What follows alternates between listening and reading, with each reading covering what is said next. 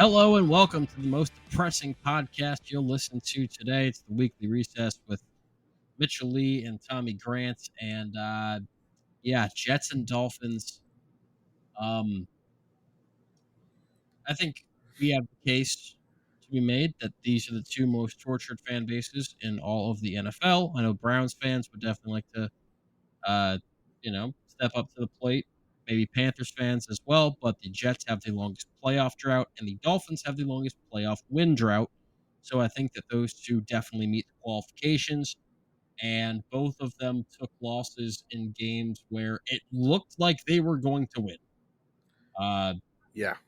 Dolphins, But hey, we're at least ahead of the Patriots. Woohoo. when Tim Boyle plays, nothing good's going to happen. And that's the situation that the Dolphins were in, where they had to go to Boyle because Huntley got hurt. But it looks like you're getting Tua back this week at least. We're supposedly getting him back, but are we actually getting him back? Because coming off a concussion that bad, I don't see him playing anything risky. So I think he's going to continue going run heavy instead of passing, because that's where he just was really sloppy those first 2 weeks. So I don't think we're getting Tua back to what he was last season. What's your expectation for the Dolphins for the rest of the year?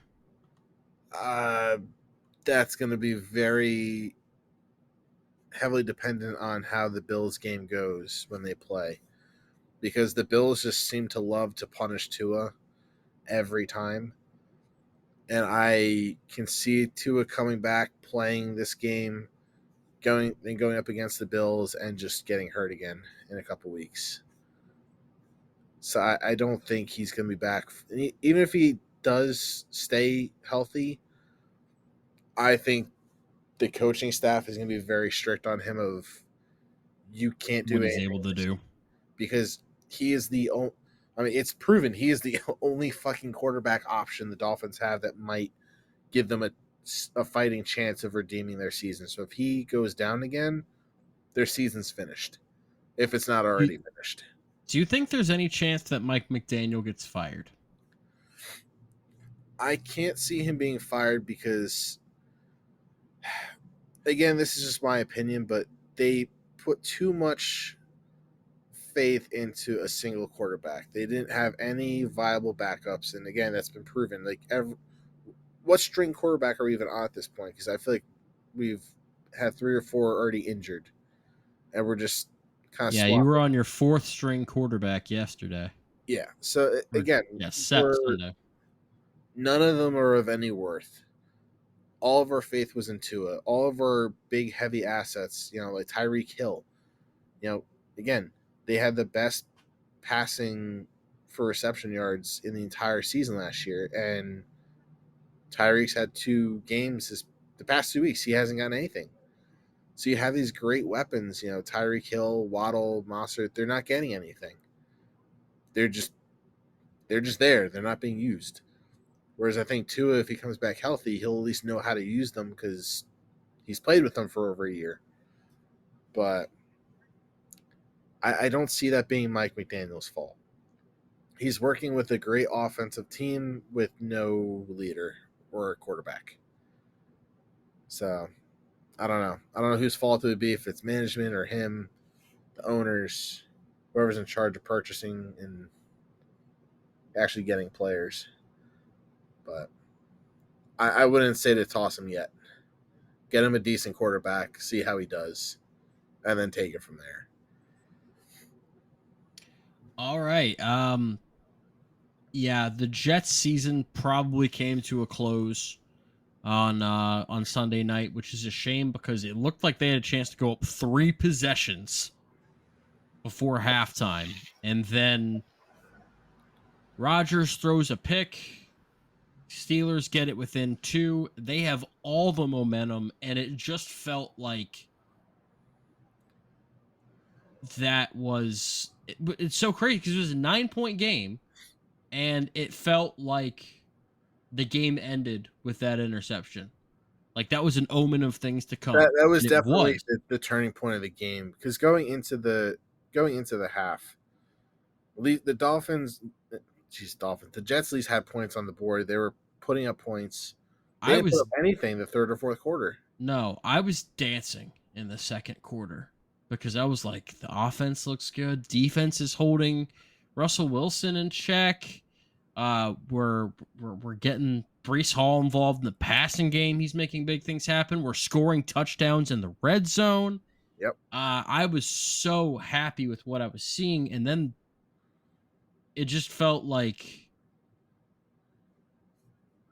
the last 13 years of being a Jets fan, just all of it just came out in two Yeah. quarters. It was like every single bad thing kept happening, and the last two losses have been just completely demoralizing. At least after the Bills one, it was like, hey, but we're getting Devontae Adams after the fact. Yeah. And now it's 2-5. And I want to sit here and do what I've done in the past as a Jets fan, which is to say, look at the AFC. The wild card teams with more wins than the Jets are the Steelers, the Bengals, the Colts, the Broncos, and the Chargers. Other than the Steelers and maybe the Bengals, I heavily distrust all of those teams. So there's still a chance. But after the last two games, and really the whole 4-game losing streak has been so demoralizing that in years past, with much less talented teams, I could talk myself into believing. And I think that belief is gone. The optimism that I have had for much, much worse Jets teams in much worse situations than this Jets team. I just the Aaron Rodgers era, and I don't even think that Aaron Rodgers has played as badly as a lot of people has said that he's played. A lot of the interceptions he's thrown have not been on him, like that Garrett Wilson just forgetting how to use his hands. Just Yeah. I That was hard to watch. it was one of those moments where I felt like crawling inside of myself. Especially wearing a Garrett Wilson jersey as I do watching the Jets games. It was extremely difficult. And Aaron Rodgers said something. He says all the right things for the most part, in that I think he definitely holds himself accountable, but he holds others accountable too. And those are the things that just end up being the sound bites that people gravitate towards. Yeah. Is just whenever he's saying anything about anyone else, it's like, yeah, because he's holding everyone accountable, not just himself. It's But a sport. he said on the Pat McAfee show, he's like, we're playing with so much anger and we're not playing with any joy. And who cares if we're close? Close doesn't get you anywhere. It's about what you've actually done. And these are things that I've been waiting to hear from Jets players for years, because I feel like I'm always told about, like, oh, but we had a great practice, and oh, but we're so close. And my response for years has been, who cares if Yeah. you're losing? And to have him come out and say that was nice, but at the same time, if it's not followed up by winning, who cares that you're saying the right things? Yeah. And it's just so frustrating. And look, And the you can Jets tell the he's Jets play frustrated. the Jets play the Patriots this week. And the Jets are 7-point road favorites, which should tell you exactly how bad the Patriots have been this The year. Patriots are the weak link. That's the only thing keeping the Dolphins and Jets season from being completely demoralized. Yeah. If they at least have a fighting chance in the division. If they lose that game, then I mean, people shouldn't even be allowed to come back to the state of New Jersey. But I'm assuming that they're going to win that game. Yeah. Then they play the Texans on Thursday Night Football on a short week. Win that game, and you've got me back to believing. Win that game, get to 4-5, and probably be within a game of the wild card with, like Colts, Seahawks, Dolphins, Jaguars coming up on the schedule, Yeah. and you can win me back. But right now, like it has to be two straight wins. And they've dug themselves in such a deep hole. I know they're getting Hassan Reddick, but like, could you have been here 3, 4 weeks ago, jackass? Like, there's the stupidest holdout I've ever seen. So, Yeah. um, yeah. Was there anything that stood out to you from week 7? Because to me, I've got a thing or two to touch on. We'll keep this show kind of brief without the full complement of guys here. But was there anything that Uh, you noticed? yes. Well, kind of tying week 7 and week 6 together. The decline of the Saints getting Ooh, absolutely pummeled by the Buccaneers and then again by the Broncos of all teams this week. That was, the Saints were a team I was kind of rooting for, thinking, hey, they might have a shot at being a wild card. But after these 2 weeks, they got pummeled, and I don't see them as highly anymore. But also the Lions Vikings game. The Lions are on a hot streak. They absolutely demolished the Cowboys last week. They the fought a Lions great game. are They fought a great game against the Vikings this week. they might be the best team in football. Right? I think the Jets might have a top 5 roster in football, but they're a terrible team. I Yeah, think the Lions are the best team in football. Now, we'll they see, definitely showed cuz the worth. yeah, because I mean, they're all sort. I thought the Ravens and Chiefs also look.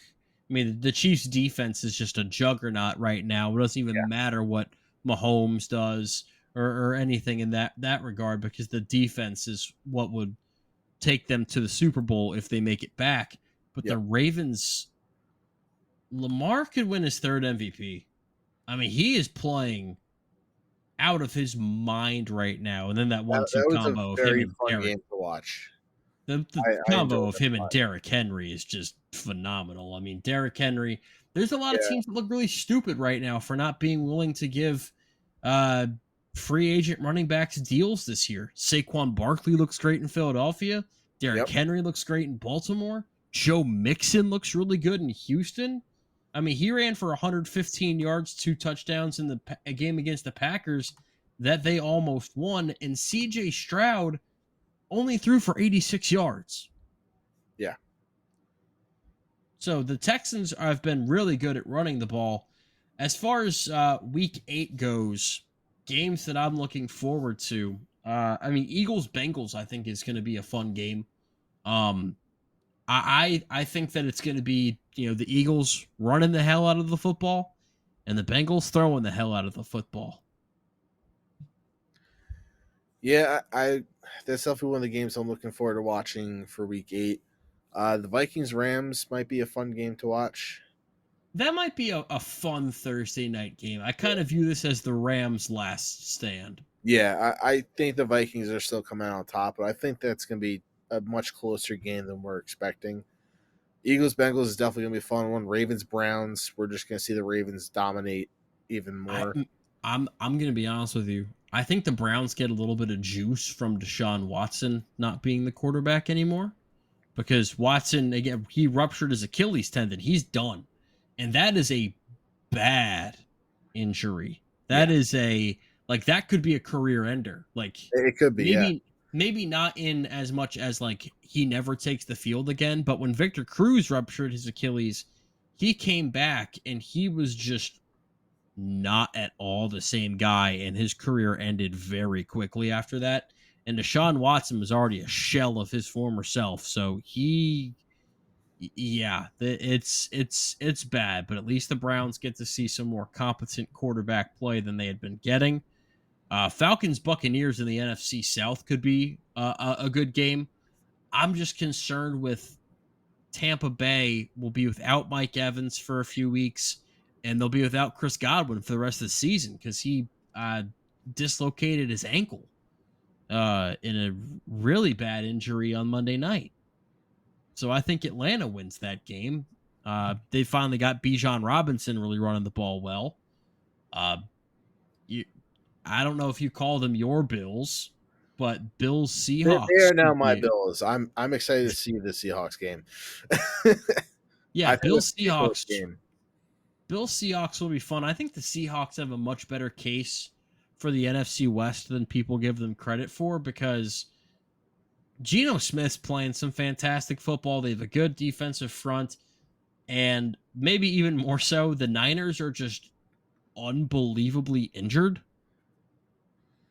And it I'm just the Rams are kind of on the way out, and the Cardinals aren't.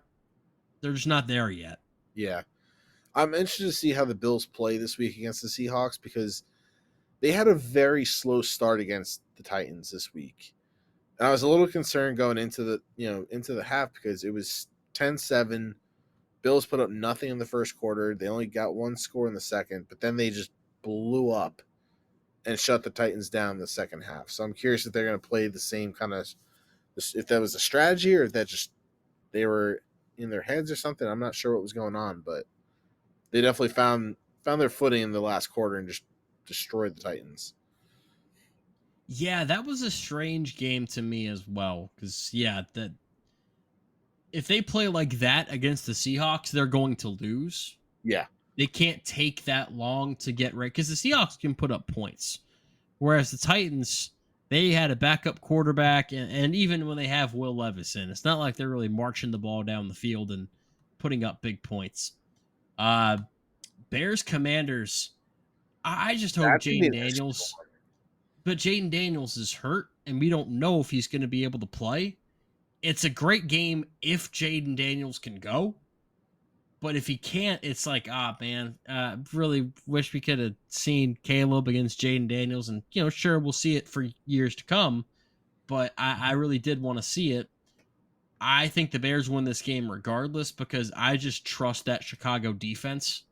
I think that their secondary is one of the best in the National Football League, and they definitely were able to tread some water for the whole team while Caleb Williams kind of figured some things out. In the last few weeks, Caleb Williams has been phenomenal. So the defense, if they don't have to play as well as they had been playing, but if they do play that well, look out. I think my last game I'm looking forward to see is the Cowboys 49ers. I'm curious to see what the outcome of that is. That's If the that's a game Cowboys pull between themselves two back up or that's a game between two desperate teams right yeah. there. Because they both just got the Niners didn't get whacked. They lost by 12, but it was a game that just felt like the demons of the last like 5 years. Just they Well, had a chance to kind of wasn't purge that the Super Bowl themselves of rematch it. game? It was a Super Bowl rematch game, and Brock Purdy threw 3 interceptions, and Brandon Ayuk tore his ACL. Yeah. It was like a worst case scenario game for San Francisco. And so then they play Dallas, and Dallas just got crushed by the Lions in their last game. And they had a bye week.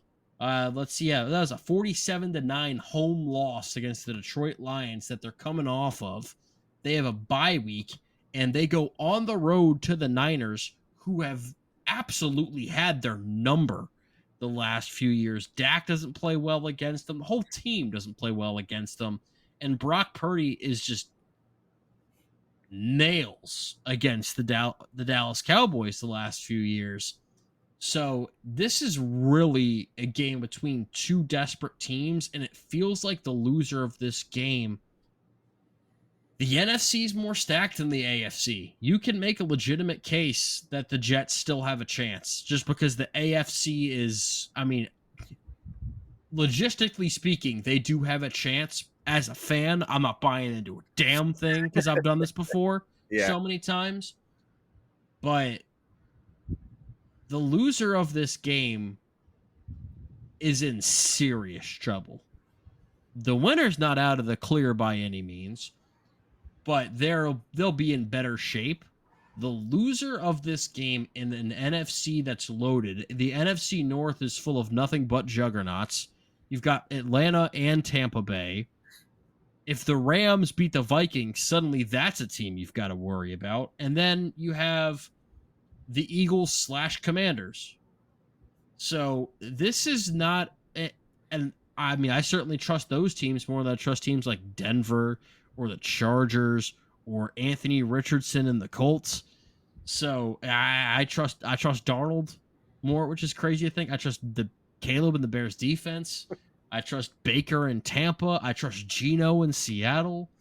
I trust Jalen Hurts or Jaden Daniels. You know, those are the NFC has kind of caught up a little bit, and they are much deeper than the AFC. So this isn't an elimination game, but it kind of has those vibes to it where the loser's in a bad spot. And I kind of think that the injuries are going to be too much to overcome for San Francisco, and Yeah. Dallas gets a win they really need. Okay. Lots to look forward to. Yeah, yeah, I'm looking forward to it, but I mean, you know, you've got Tua coming back. We've got the worst team in football. Don't lose, you know. Hey, you know what? Maybe this might be a good week. Maybe we'll both pull out some W's on this one. I'm I'm I'm skeptical cautiously for us. optimistic. I'm cautiously optimistic. So we'll see what happens. Thanks for joining us, Tommy. Hopefully you get some good luck this week. Hopefully I get some good luck, and next week we're a little bit happier and Yeah. have the If full not, complimentary of continue being a Bills yeah. fan. Hey, if you want to be a turncoat, be a turncoat, but at least it's in your backyard. Right. Thanks for listening.